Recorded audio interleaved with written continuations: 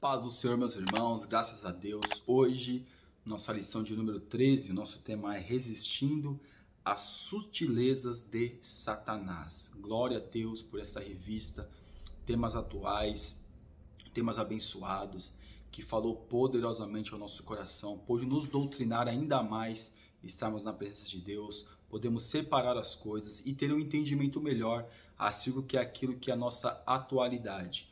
Então aqui na nossa última lição, que vai falar sobre resistindo às sutilezas de Satanás, vai ali fazer como se fosse um resumo de tudo aquilo que nós já falamos e aquilo que nós já aprendemos. Então aqui no nosso textuário, sujeitai-vos, pois, a Deus, resistiu o diabo e ele fugirá de vós. Tudo aquilo que nós falamos nessa lição, meus irmãos, quem faz com que essas coisas que as pessoas ficam às vezes confundidas, tudo isso é o inimigo das nossas almas. Então tem muitas coisas que a gente não tem que ficar brigando com ele, nós temos que fugir mesmo. E a Bíblia diz aqui, como nós já lemos, resistiu o diabo, sujeitava-se, pois, a Deus. Resistiu o diabo e ele fugirá de vós.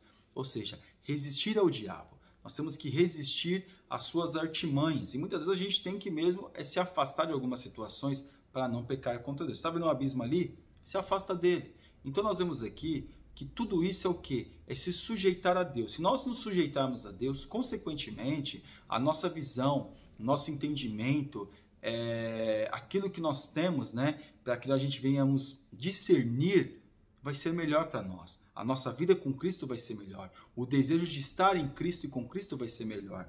Então aqui na nossa verdade prática, a submissão a Deus é a forma mais poderosa de resistir ao diabo. É ser submisso, é ouvir, é acatar, é praticar. Não apenas ser um ouvinte da palavra de Deus, mas também um praticante. E aqui na nossa leitura bíblica em classe, que está em Tiago, capítulo 4, do versículo 4 ao 10, diz assim, no versículo 9.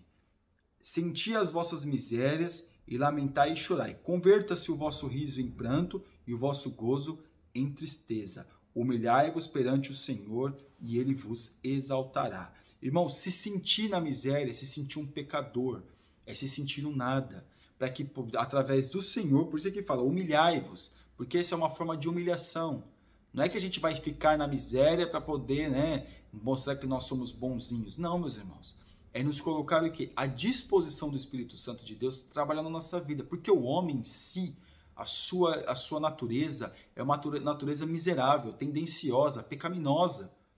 Então, quando nós nos colocamos diante do Espírito Santo, as sutilezas de Satanás não vai fazer nossa vida como uma presa para ele, mas sim, nós vamos ser libertos, vamos ser guardados pelo Espírito Santo de Deus.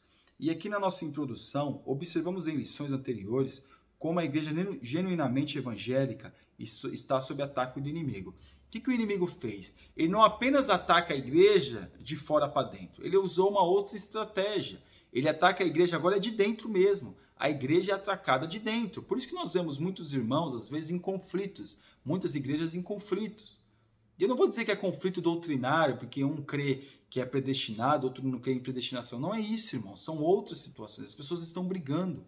As pessoas falam mal uma das outras. As pessoas desejam mal umas para as outras. É dentro da igreja. Então nós vemos que essa observação até aqui, que vai falar colocar algumas situações aqui na nossa introdução, diz exatamente isso. Que muitas pessoas estão vivendo um evangelho que não é o evangelho de Cristo, que não tem nada a ver com aquilo que Cristo nos manda fazer. Então as pessoas hoje estão caindo nas sutilezas do inimigo e o inimigo tem usado elas para causar confusão dentro da igreja. Então aqui no tópico 1, comprometendo com uma vida centrada em Cristo, Cristo Salvador. Escrevendo à igreja de Corinto, o apóstolo Paulo disse, porque nada me propus saber entre vós, senão a Jesus Cristo. Cristo era o centro da mensagem de Paulo. Hoje, nós vemos que Cristo, meus irmãos, para muitos, até mesmo nos hinos, está totalmente longe ou totalmente fora. Porque o que se faz hoje, como nós comentamos na lição passada, é o culto à personalidade. Mas o centro da mensagem de Paulo era Cristo. Cristo era o centro da mensagem de Paulo. Cristo era o centro da mensagem ao qual traz a salvação, ao qual traz renovação, ao qual traz um espírito quebrantado que se coloca diante de Deus, disponível e desejoso para uma mudança. Então essa sim é a busca que nós temos que ter. Então veja aqui na parte 2, Cristo o Senhor. Se ele é Senhor, ele é meu dono. Ele que manda, ele manda e eu obedeço. Não é o que eu quero fazer, é aquilo que ele quer que eu faça. Porque se por um lado a igreja não deve esquecer-se de proclamar a Cristo como único Salvador, por outro, jamais deve esquecer-se de que ele é o único Senhor. Porque não existe outro Senhor. O Salvador, muitos querem Jesus só apenas como seu Salvador. Por quê? Porque tem medo de ir para o inferno. A pessoa só quer o Cristo Salvador, não é porque ama Jesus, porque com medo de ir para o inferno. Mas aquele que tem o Senhor da sua vida e tem o Salvador, ele não tem medo de ir para o inferno porque ele é o seu Senhor. Ele cuida, ele busca pela melhor coisa para a vida daquele que, o seu Senhor, no caso, busca a melhor coisa para a vida do seu servo. Porque Cristo, meus irmãos, é o Senhor justo, é o justo juiz. Então perceba aqui que esse Senhor ao qual nós estamos falando não é qualquer Senhor, é o dono. Então este dono, ele dirige o seu servo no melhor caminho e faz pelo seu servo a melhor coisa que poderia ser feito. Ele lava os pés do seu servo. Ele se coloca muitas vezes como servo, mesmo sendo o Senhor. Então aqui no tópico 2, comprometimento com as Escrituras. A Bíblia é a revelação de Deus. Vez por outras, vemos falsos mestres questionando a autoridade das Escrituras e a sua atualidade, como nós vimos recentemente. Um pastor que questionou a atualidade da Bíblia, que ele precisa ser atualizado. Quem precisa ser atualizado é ele. Mas é porque alguns, como é que nós podemos dizer, algumas Bíblias por aí, não, irmãos, a Bíblia é a essência. Mesmo que alguns tradutores, por algum motivo ou outro ali, uma vírgula, um erro de palavra, mas isso é nada, né? Porque a Bíblia é infalível. O que ele quer mudar é atualizar a Bíblia. Ele quer mudar, a mudança que ele quer é a atualização da Bíblia. É a inclusão de certos pecados que é abominável na Bíblia, que é incluir como se aquilo que não é mais pecado fosse santificado através dessa atualização. Então perceba que esses falsos mestres atestam o pecado do povo. Falam, não, pode pecar, não tem problema. Não, você pecou, você separou da sua esposa. Mas por que você separou da sua esposa? Porque eu não estava me dando mais bem com ela. Foi isso. Então pode separar, não tem problema. Não, meus irmãos, a Bíblia não fala isso. A Bíblia não diz isso. Mas as pessoas vão atrás desses falsos mestres, enganadas, e querem continuar sendo enganadas, por quê? Porque atesta o seu pecado. O falso mestre, ele testifica do pecado daquele que não quer mudança. E aqui na parte 2, a Bíblia é a regra de fé e conduta. Quando a Bíblia deixa de ser a revelação de Deus para nós, então ela também deixa de ser nossa regra de conduta e fé. Então a Bíblia, meus irmãos, quando ela passa de ser uma revelação, quando ela passa de ser, no caso a revelação, ela deixa de ser uma conduta de vida, ela deixa de ser nós sermos disciplinados por ela. E aí, muitos falsos profetas pegam essas pessoas que não têm Jesus, que não têm a Bíblia como sua única regra de fé, e faz com essas pessoas o que elas querem.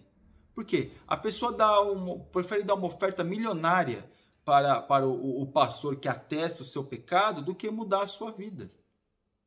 É verdade, irmãos. Você acha que isso é alguma coisa, alguma brincadeira? Não tem brincadeira, é a verdade. Então a Bíblia tem que ser a nossa regra de fé, a nossa regra de conduta. Quando nós ouvimos alguém pregando e a gente vê que não está, temos que discordar, não falar, poxa, eu não tinha visto por este lado, olha, agora pode, antigamente não podia, agora pode, nossa, que legal, então eu vou começar a fazer também. É assim que as pessoas muitas vezes fazem. Quando, no entanto, aquilo que tinha não pode ser mudado, a doutrina da igreja não pode ser mudada. É claro, usos e costumes se passaram. Os povos antigamente se vestiam de um jeito. O que o apóstolo Paulo diz é que nós temos que se vestir com ordem e decência. Mas a doutrina acerca da salvação, a busca por Cristo, a doutrina da moralidade não pode ser mudada. O que mudou no Antigo Testamento para o Novo foi as leis cerimoniais, não a lei moral. A lei moral continua a mesma. E Jesus ainda aperta um pouquinho mais. Então aqui no tópico 3, comprometidos com uma vida cheia do Espírito, o Espírito Santo no plano da redenção. É o Espírito Santo que conduz o homem a Cristo. Então Jesus deixou o Espírito Santo para que o Espírito Santo pudesse conduzir os homens a Cristo. É através do Espírito Santo que nós já chegamos a Cristo. Porque o Espírito Santo é que nos conduz, o Espírito Santo é que nos direciona. É o Espírito Santo que convence o homem da justiça e do juízo, ou seja, do seu pecado. É o Espírito Santo que convence. O Espírito Santo te diz, olha, você está pecando. Então, quando você sentir que está pecando, é o Espírito Santo que está falando com você. E se você sente que você sabe que está pecando, mas não sente mais que é pecado, você acha mais que não é pecado, então o Espírito Santo de Deus já se afastou de você. E aqui na parte 2, a vida cheia do Espírito. Há uma obra do Espírito no interior do cristão que o santifica para Deus. Que obra é essa? Aquela que ninguém vê. Né? Quando a gente vê a estrutura do prédio que está ali se afundando, e a estrutura e cavucando, ou a árvore, a raiz da árvore que é profunda, tudo aquilo que é profundo para uma estrutura maior, para uma estrutura que está em cima, é mais profundo do que a estrutura que está em cima. Por quê? Porque é a estrutura onde vai mais, onde tem que ter o quê? Mais cuidado, mais estudo. Porque é a estrutura, as ferragens, ou até mesmo vamos dizer assim, a raiz de uma árvore. Então perceba que a estrutura é aquela que dá trabalho para fazer, que tem que cavar. Quanto tempo fica às vezes para fazer a estrutura de um prédio? Muito tempo. E depois para levantar o prédio não é tão demorado como se fazer uma estrutura. Então a estrutura é demorada. Uma vida cheia do Espírito Santo, a pessoa quer buscar o quê? Essa estrutura. Quer buscar o quê? Ser cheio do Espírito Santo como a estrutura da sua vida, como uma regra de fé. Mas muitos não querem, muitos querem a coisa fácil. Porém, meus irmãos, vamos aqui para o tópico 4. Comprometimento com a igreja local. Igreja como corpo de Cristo. Nós somos, meus irmãos, corpo de Cristo. Até o doutor, né? O doutor evangelista Caramuru. O doutor Caramuru também evangelista. Ele disse uma coisa muito interessante, claro, uma coisa que é anatomia humana. Ele disse, olha, se você pegar um dedo e tirar do corpo, esse dedo morre. Por quê? Porque não está junto ao corpo. Se tem pessoas que estão querendo ficar longe do corpo, como os desigrejados, está morrendo espiritualmente. Acha que está tudo bem, mas não está. Porque a pessoa precisa de comunidade, a pessoa precisa estar junto do corpo. Para poder, mas eu estou no corpo dos desigrejados. O corpo desigrejado não tem corpo nenhum. Porque ali é uma igreja espúria. A pessoa pode cultuar Deus em casa, de repente está num lugar, que eu moro aqui na Europa, de repente a pessoa está em um lugar onde a igreja fica às vezes 200, 300 quilômetros da sua casa, que às vezes não tem igreja perto. A pessoa cultua em casa. Aí é uma necessidade. Agora, e de vez em quando a pessoa vai no templo, porque eu conheço pessoas que às vezes andam 100 quilômetros para vir no templo e voltam mais 100 quilômetros.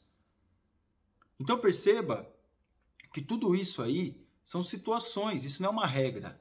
A pessoa pode cultuar em casa? Claro que pode. Às vezes a pessoa está num lugar longe, muito, muito longe, às vezes ela não tem como chegar a determinado lugar. Pela internet se chega.